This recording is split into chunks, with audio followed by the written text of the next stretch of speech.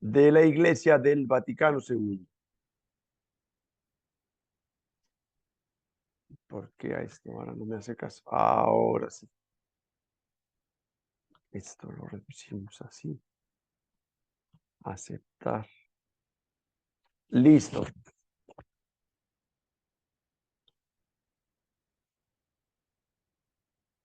Presente. Vamos entonces con este último tema. La verdad que se ha pasado para mí, no sé para ustedes, los 8 temas muy rápido, muy bien.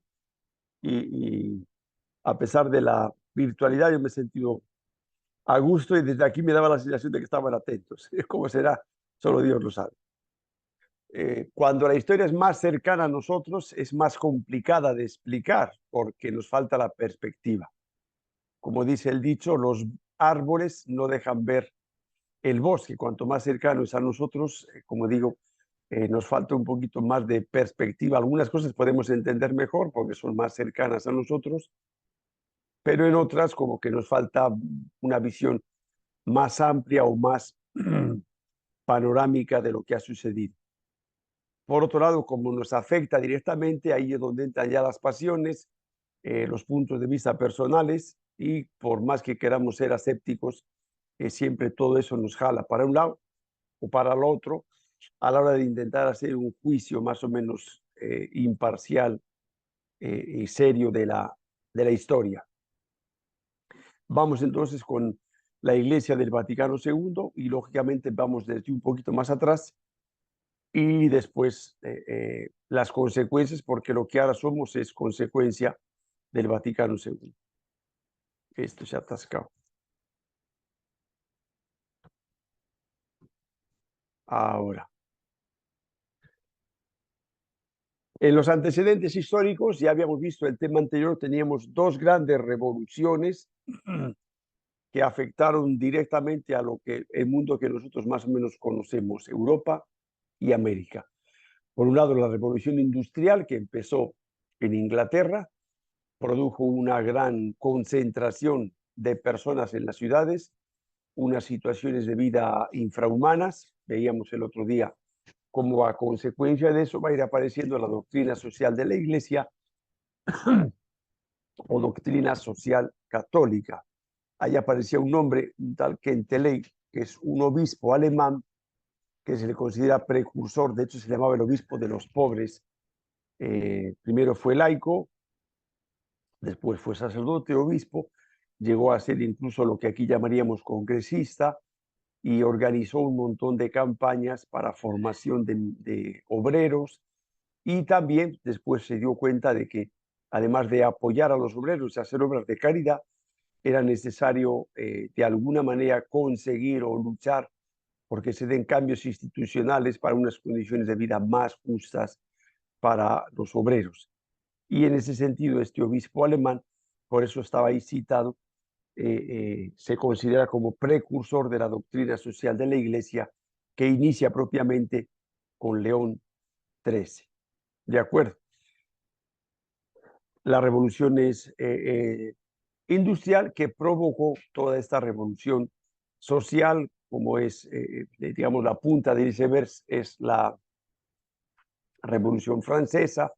Después va a aparecer el problema del marxismo, la revolución bolchevique. Eso ya estamos entrando al siglo XX, pero digamos que son rezagos de esas revoluciones sociales que se van produciendo y se van buscando distintas soluciones, muchas veces agresivas. Veíamos también que la reacción de la Iglesia, como suele ser la mayoría de nosotros, frente a novedades, todo el mundo decimos nada, las cosas como están muy bien, o la típica frase cuando se quiere renovar algo en la parroquia, en algún grupo es, pero siempre se ha hecho así. Entonces hay una reacción instintiva de inercia, de que las cosas sigan como están, no me cambies nada de sitio, así mi cuarto desordenado como está, pero todo está en su sitio, sé dónde están las cosas. Bueno, esta reacción tan humana, la Iglesia formada por hombres también de alguna manera se dejó arrastrar por esto y lógicamente como institución que es, no se pueden tampoco tomar decisiones muy rápido, hay que analizar las cosas con calma. Bueno, lo cierto es que parecía que el tren de la historia, la Iglesia lo estaba perdiendo. ¿Sí? Siempre ha habido mentes brillantes en la Iglesia, porque hablamos de los papas, pero no solo los papas, como acaban de hablar ahora de este obispo, que muchos años fue laico, predecesor de la doctrina social de la Iglesia o doctrina social católica. Pero sí, digamos, en un porcentaje alto había una reacción de defenderse frente a algo que no sé cómo es, qué va a pasar, cómo va a terminar, a dónde nos va a conducir. Fines ya del siglo XIX aparece esta renovación con el Papa León XIII. Cuando ponemos los papas y ponemos estas fechas, no es cuando nació y cuando murió, sino es cuando inició su pontificado, 1878, y cuando terminó ya a inicios del siglo XX. Entonces, ya dentro de la Iglesia, en las instancias más altas, si lo queremos decir así, va apareciendo también esta respuesta frente a estas dificultades, estos cambios, y nosotros, depende de los años que cada uno tenga, pero nos vamos dando cuenta que los cambios en la sociedad son cada vez más rápidos y como que nos agarran más desprevenidos y menos preparados frente a los cambios tecnológicos, los cambios ideológicos. Y bueno, es un impulso continuo que hay que estar haciendo para no estar a la moda, que es una cosa distinta, pero sí para saber dar respuesta a estas situaciones. Toda esta renovación que va apareciendo con León XIII a la cabeza es lo que va a ir culminando 60 años después en el Concilio Vaticano II. Renovación en muchos sentidos, hemos visto ahora sobre todo en el plano social, pero también en la liturgia, en las relaciones con las otras religiones. Aparecen muchos problemas, sobre todo en África, cuando van a evangelizar católicos y evangélicos, anglicanos, luteranos, y claro, llegan a un pueblo y dicen, bueno, pónganse de acuerdo entre ustedes y después vengan y nos predican, porque este me dice que sea adventista, el otro me dice que sea metodista, el otro me dice que no, que tengo que ser católico. Y ahí es donde aparece ese movimiento que en un primer lugar surgió más fuerte entre los evangélicos o protestantes, mejor dicho, que entre los católicos, pero es otro gran movimiento de renovación. Es decir, o sea, no podemos seguir divididos porque no vamos a ningún lado. Y así van surgiendo distintos movimientos, un movimiento bíblico importante también, de un estudio más científico, si lo queremos llamar, de las Sagradas Escrituras, de la exégesis escriturística, descubrimientos que se van haciendo de arqueología bíblica.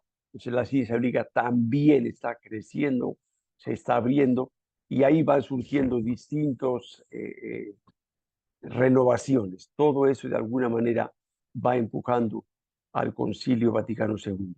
Hablamos de Juan XXIII, pero Pío XII, en realidad, un montón de cosas de Pío XII son las que se van a tomar, incluso se van a citar en el Concilio Vaticano II. Pero Dios hace las cosas a su manera. Pío II estuvo, creo que 32 años de papa, pero no convocó el concilio. Y el Papa Roncalli, Juan XXIII, San Juan XXIII, ya declarado por la Iglesia, en 5 años de papa, un papa bonachón, vemos esa foto, tiene una pinta de curita de pueblo que no pongo en ella, como dirían en mi tierra, cara de pan, ¿sí?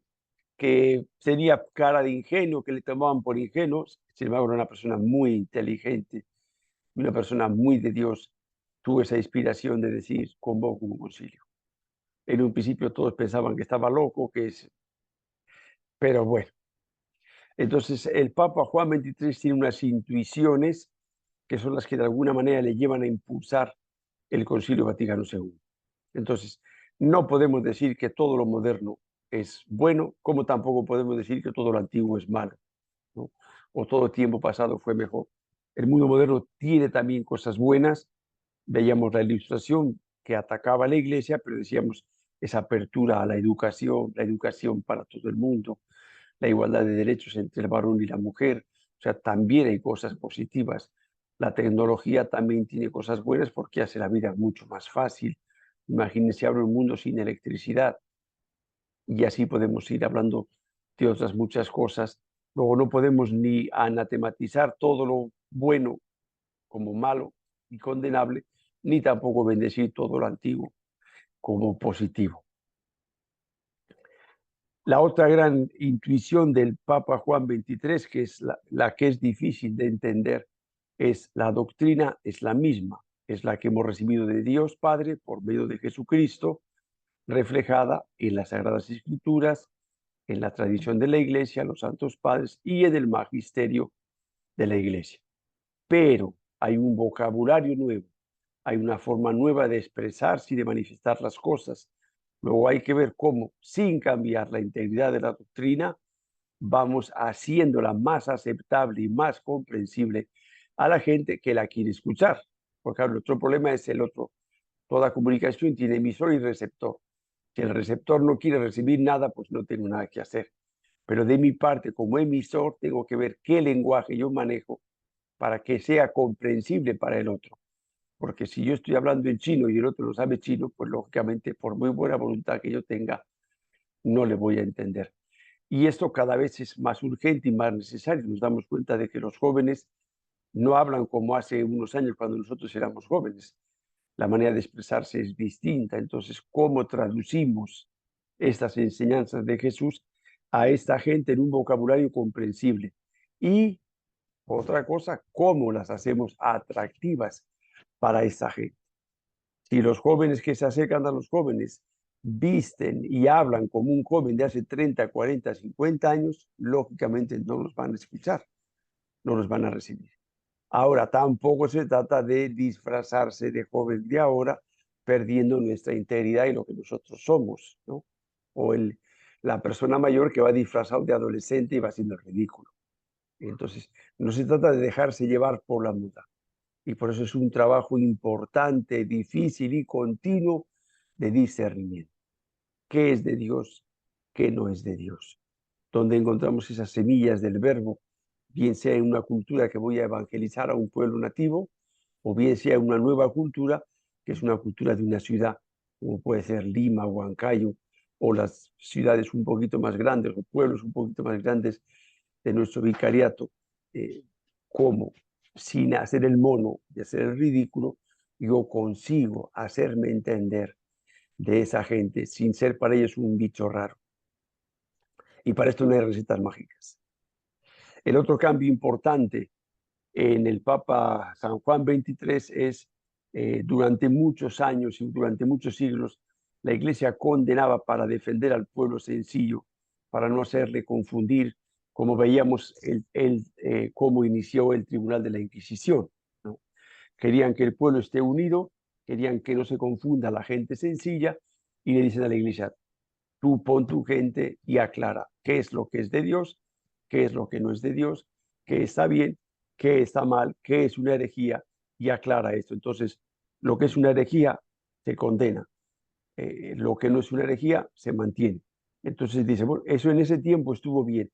Ahora como que las condenas ya no caen tan bien. Entonces lo que hay que hacer es aclarar, explicar las cosas y ser misericordiosos con esa gente para ver si conseguimos que sean atraídos nuevamente al seno de la Iglesia Católica. Luego hay un cambio de táctica.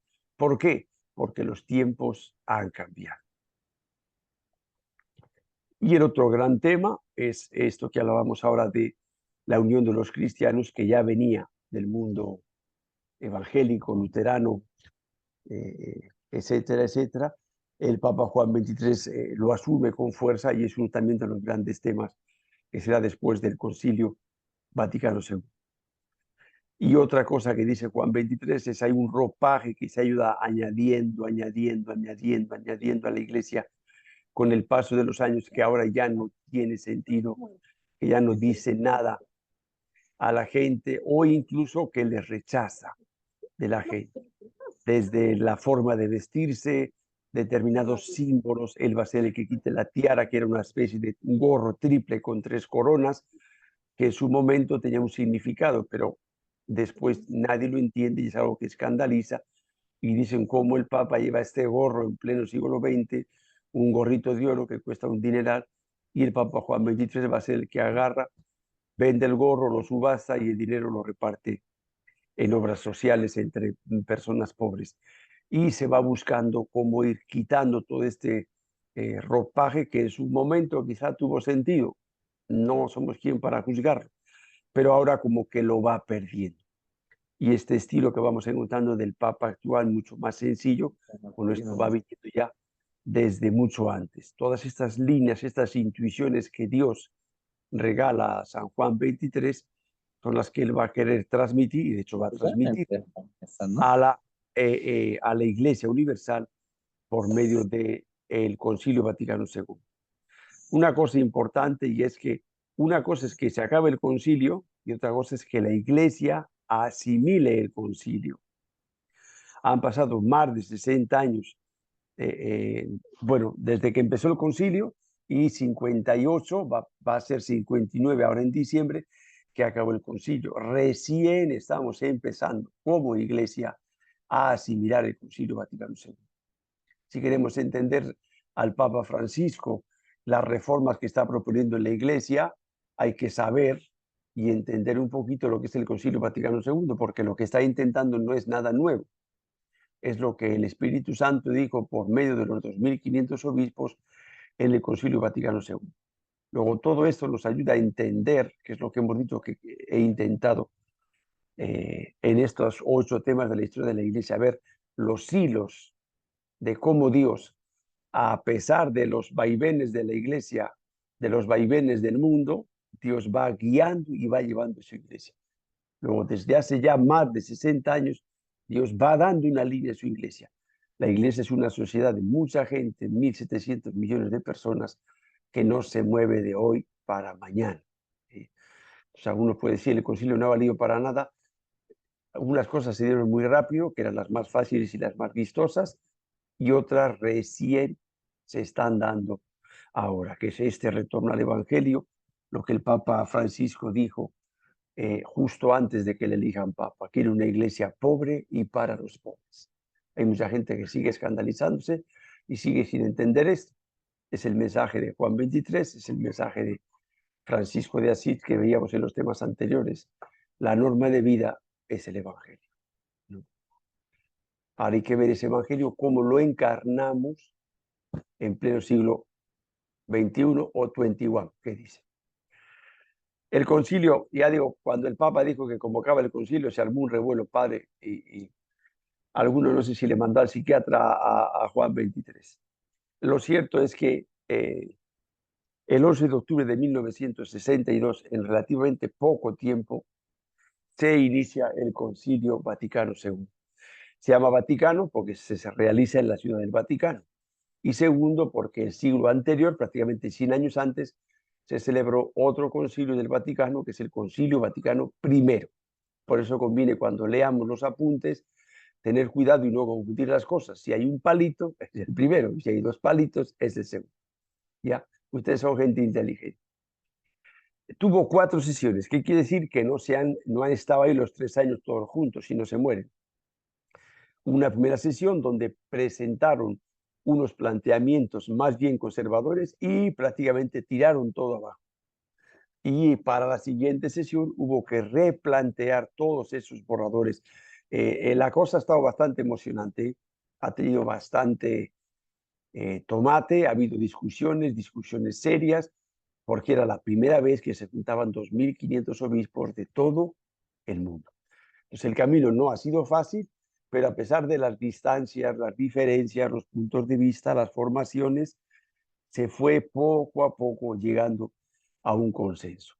Prácticamente todos los documentos han sido votados casi con unanimidad. O sea, 1, 2, 3, 5 que votaban en contra, todos los demás votaban a favor.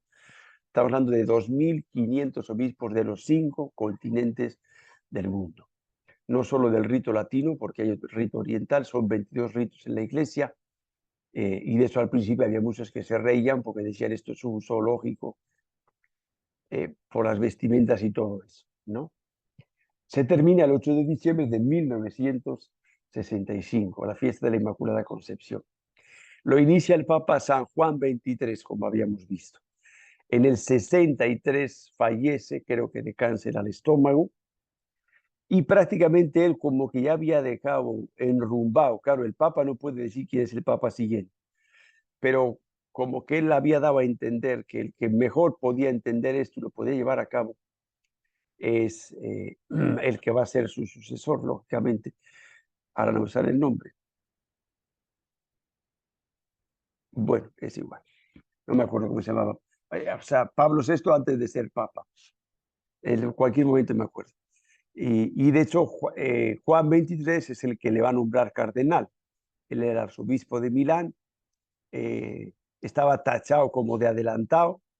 También era llamado el obispo de los obreros, porque visitó varias fábricas, varios lugares, y se entendía en ese sentido social. Juan XXIII también, cuando era obispo desde joven, luchó con los trabajadores en huelgas y cosas así.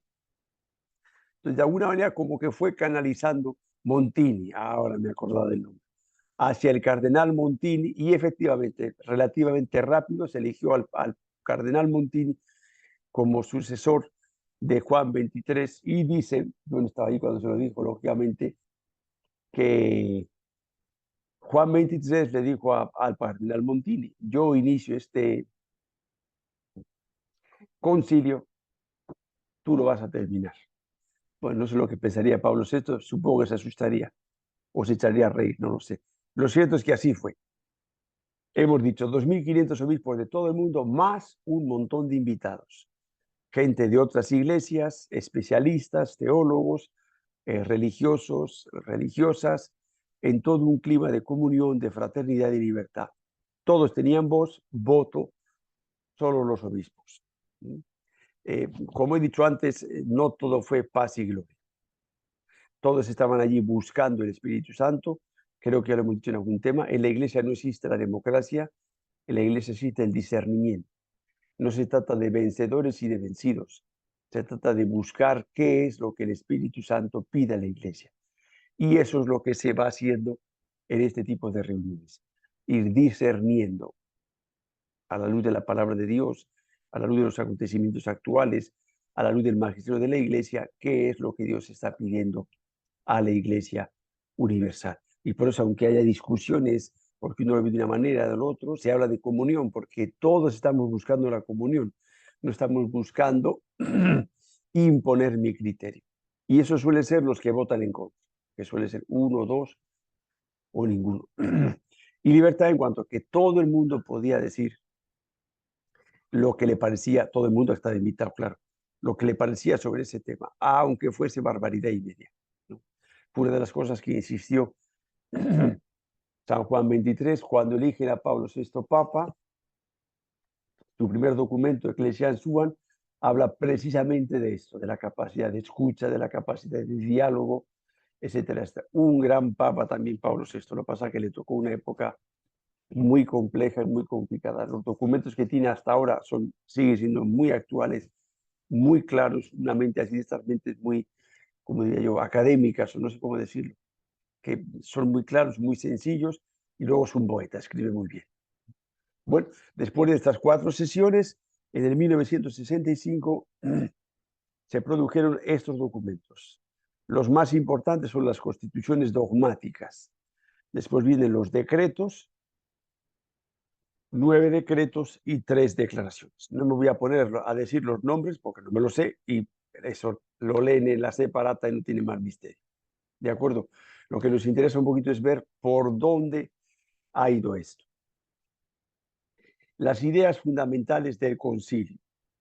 Y si se dan cuenta, siguen siendo las ideas fundamentales que el Papa con los sínodos está intentando que se lleven a término en la iglesia. Primero, iglesia, ¿qué dices de ti misma? ¿Quién eres tú? ¿Qué quiere Dios de ti? ¿Cuál es tu papel en medio del mundo? Y por eso la iglesia lo primero que tiene que hacer es ponerse a la escucha de Dios. No es un organismo autónomo, es un organismo querido por Dios con una función específica que es transmitir la salvación de Dios por medio de Jesucristo a todo el mundo. Luego, lo primero que tenemos que hacer es escuchar a Dios. Y esto sirve para todos.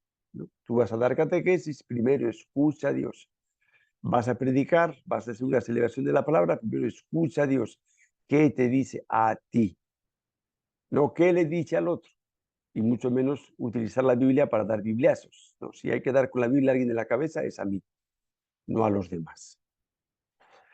En esa escucha con Dios, ahora viene nuestra respuesta a Él, pero primero le escuchamos.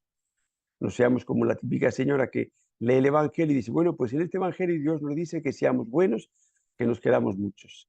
Llega el siguiente domingo, en este Evangelio Dios nos dice que nos queramos muchos y que seramos buenos. No lo has leído, estás soltando siempre tu rollo, no estás escuchando lo que Dios te dice. Y eso es un esfuerzo que hay que hacer. Y bueno, lo que están intentando hacer ustedes en esta escuela, ¿no? Aprender a escuchar a Dios por medio de la Biblia, por medio del magisterio, eh, etcétera, etcétera. Y respondemos a Dios en la liturgia. Luego, mi oración personal también es liturgia. La oración comunitaria de la liturgia de las horas, la celebración de la Santa Misa, los sacramentos, el pueblo de Dios, la iglesia, habla también con Dios, responde a Dios, alaba a Dios, agradece a Dios, le ofrece a Dios, nos comunicamos con Él. Diálogo con las instituciones eclesiales. Es necesario que haya un diálogo entre los obispos entre ellos, los sacerdotes entre ellos, los religiosos entre ellos, los laicos entre ellos y después al chocolateado o al volteado, los unos con los otros. Lo que hacemos, por ejemplo, en nuestro vicariato, en las semanas vicariales. Nos reunimos de todas las parroquias y después, como nos hemos dado cuenta que nos sabe a poco y no puede venir mucha gente, lo hacemos a nivel de decanatos. Y entonces tenemos los encuentros decanales, donde nos reunimos con el obispo, sacerdotes, religiosos, religiosas, laicos, catequistas de los grupos de acción social, etcétera, etcétera. Vamos conversando entre nosotros porque todos tenemos el Espíritu Santo. El Espíritu Santo puede hablar por cualquiera de nosotros. La otra idea fundamental es el diálogo con los cristianos no católicos, lo que se llama el ecumenismo. Y ahí se han dado muchos avances, ortodoxos, anglicanos, luteranos. Otra cosa es el kiosquito que está en la esquina de mi casa, que están gritando todo el día y sacando la plata a la gente con el cuento de los diezmos. Eso no son iglesias, ni mucho menos iglesias serias. Y el ecumenismo con ellos es bastante complicado porque hay gente que lo que quiere es sacar dinero a la gente y para eso se dedica a criticarnos a nosotros.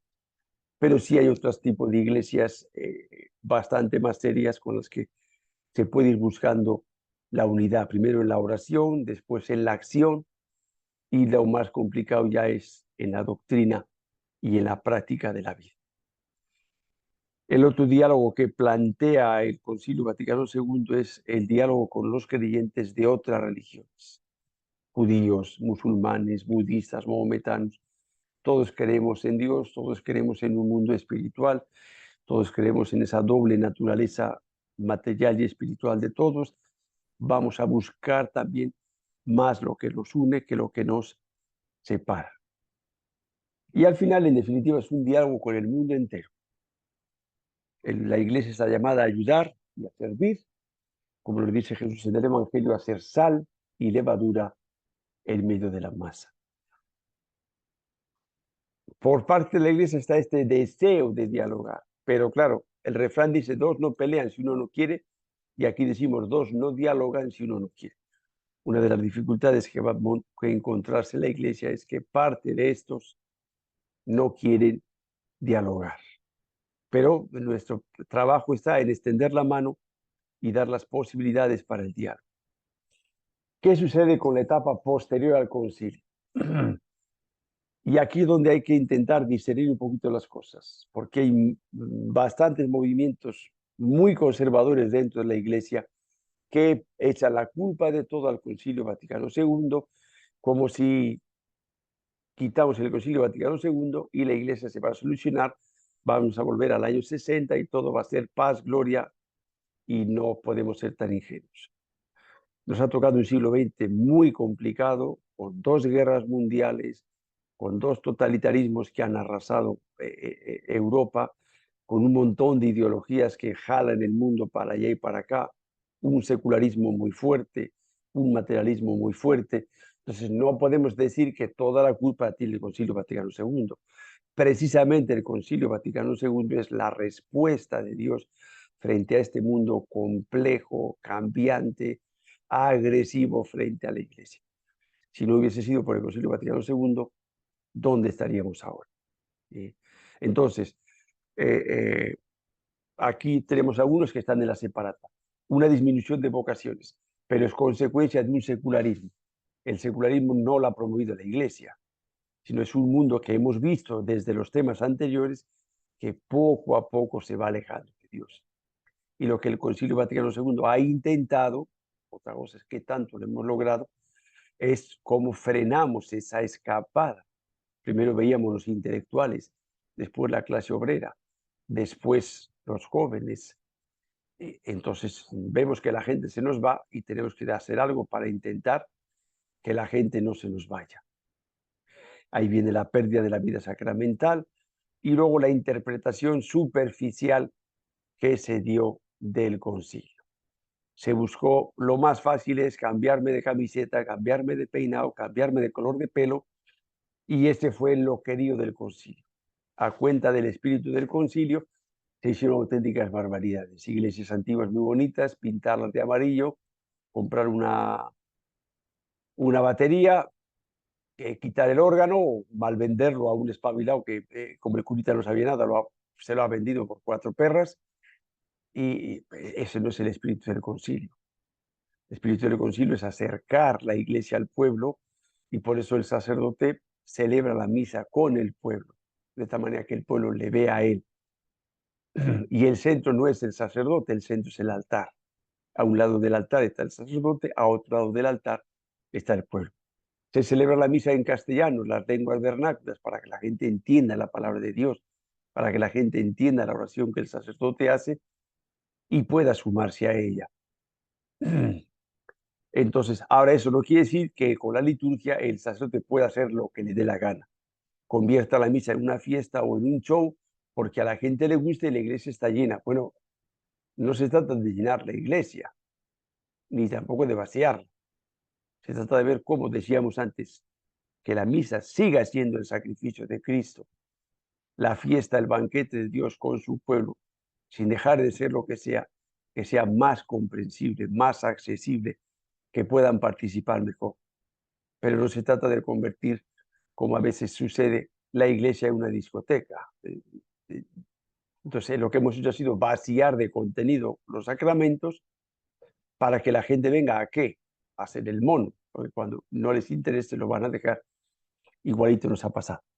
Entonces, a eso se refiere un poquito la interpretación regular del concilio. Se fueron a los extremos buscando lo vistoso, lo llamativo, y el verdadero espíritu del concilio como que se fue dejando a un lado. El otro problema, lo que decíamos antes, Dios no habla, dos no hablan si uno no quiere. Entonces la iglesia quiso dialogar con el mundo, pero el mundo en un porcentaje muy alto no le interesó lo que la iglesia le decía.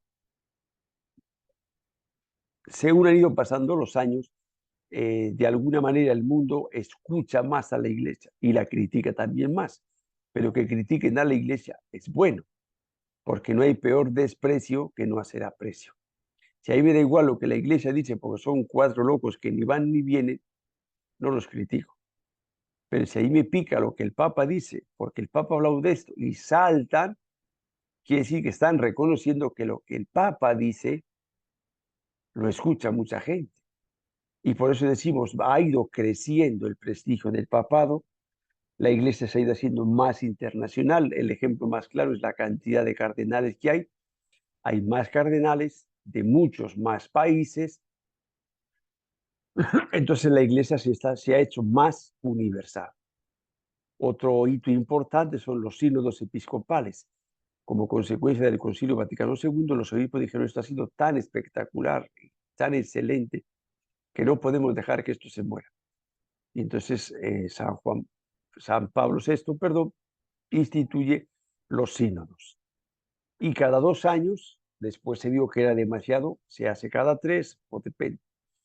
Se hacen reuniones de obispos de todo el mundo. Los últimos sínodos que ha sucedido, que han dicho no solo los obispos tienen que participar, también tienen que participar representaciones de congregaciones religiosas, de movimientos laicales, especialistas en cada tema. Si estamos hablando de un sínodo de la familia, tienen que participar especialistas de la familia, tienen que participar familias cristianas, hasta llegar al último sínodo, que habla como que la iglesia es sinodal. No es uno que está arriba y dice, todos movemos la cabeza para la derecha, ahora todos movemos la cabeza para la izquierda.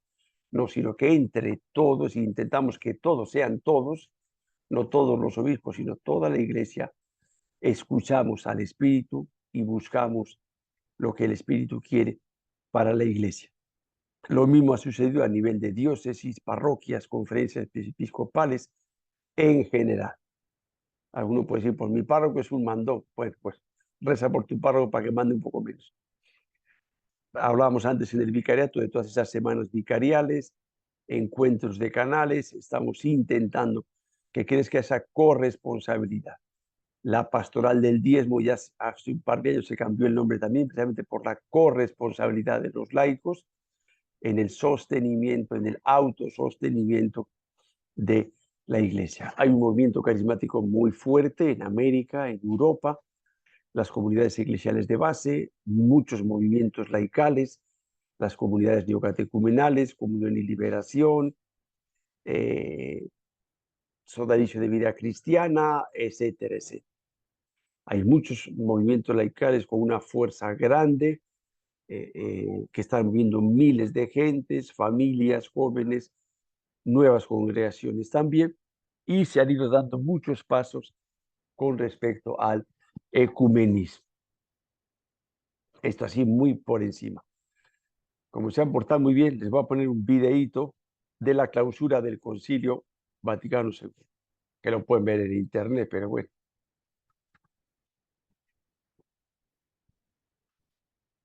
¿Y esto qué le pasa que no canta? Ahora ya. Estas son las palabras del Papa Pablo VI.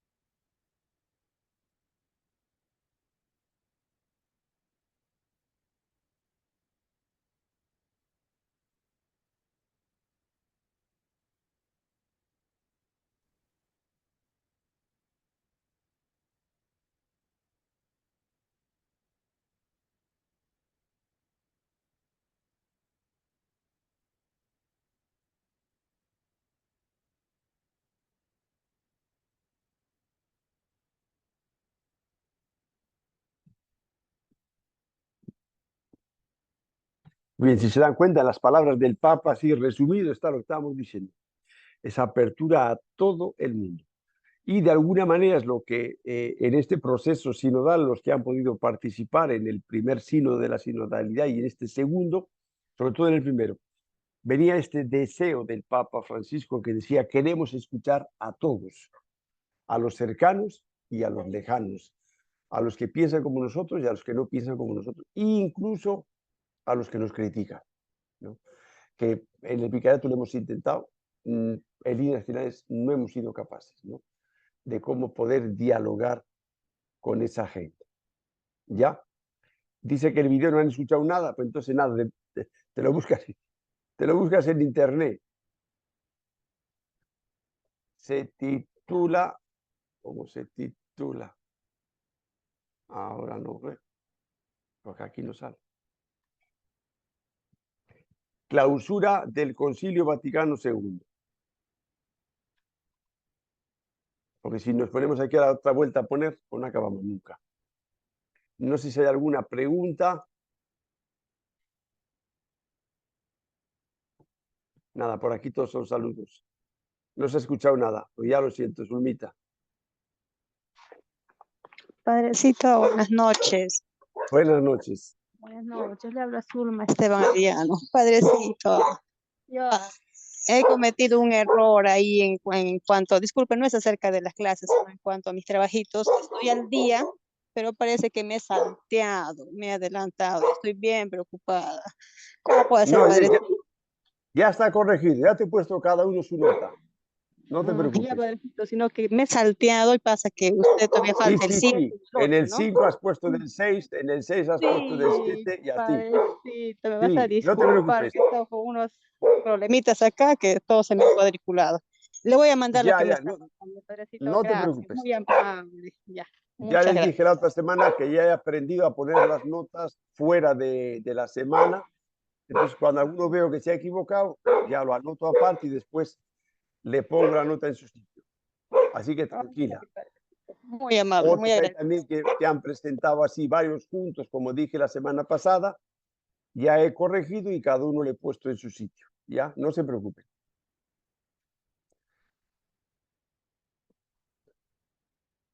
He batido récord.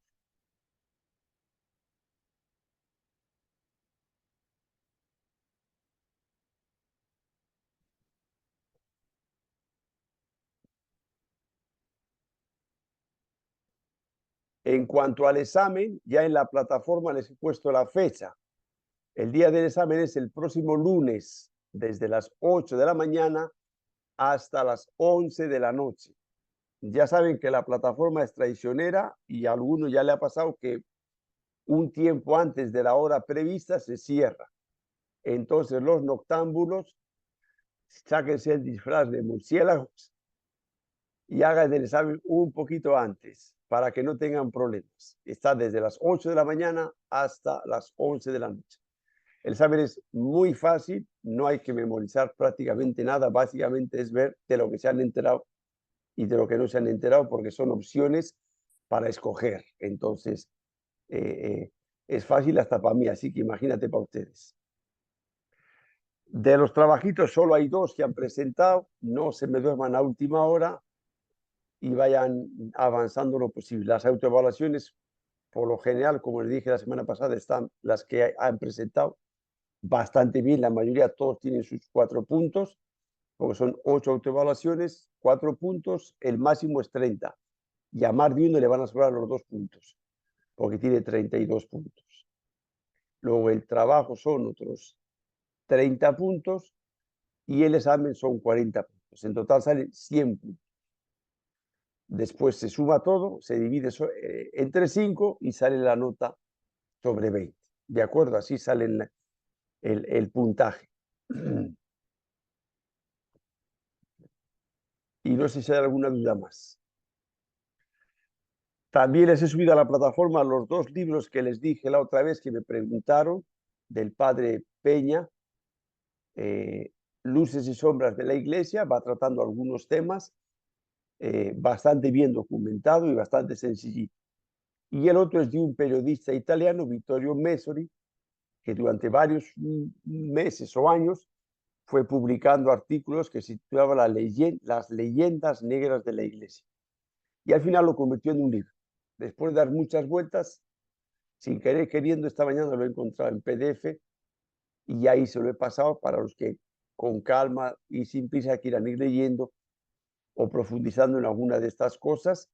Gracias a Dios hay bastante material ya de esto, también en internet, videitos, cursos enteros de historia de la iglesia para el que le guste. Yo los bajo, me los paso en audio y como paso muchas horas en el carro cuando voy y vengo a San Ramón, ahí voy escuchando y ahí voy aprendiendo.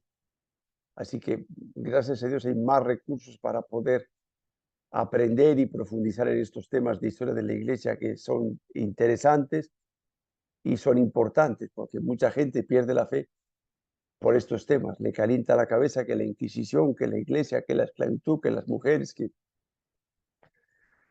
y acaban perdiendo la fe por simplemente ignorancia.